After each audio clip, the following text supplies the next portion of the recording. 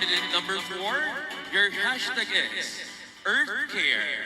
I repeat, Earth Care. Good evening to everyone. Believing that young voices is a powerful agent of change.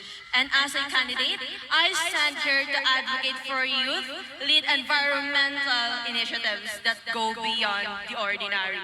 In such a way, at my age, I can engage my fellow peers in doing microplastic pollution by through simple community survey and school-led water sampling program.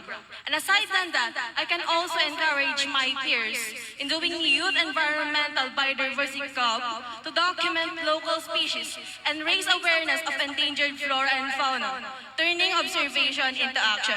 Our age is not a limitation when passion meets planning and collaboration, because we are the generation that turn awareness into action, science into stewardship, and responsibility into legacy. Protecting our rivers, restoring our soils, and especially safeguarding our forests is not optional. It is the future we are building today. It is essential for us to work hand in hand, work together in order to have a peaceful and progreso lagang ilang to live in. Good evening. Well said, candidate number 4.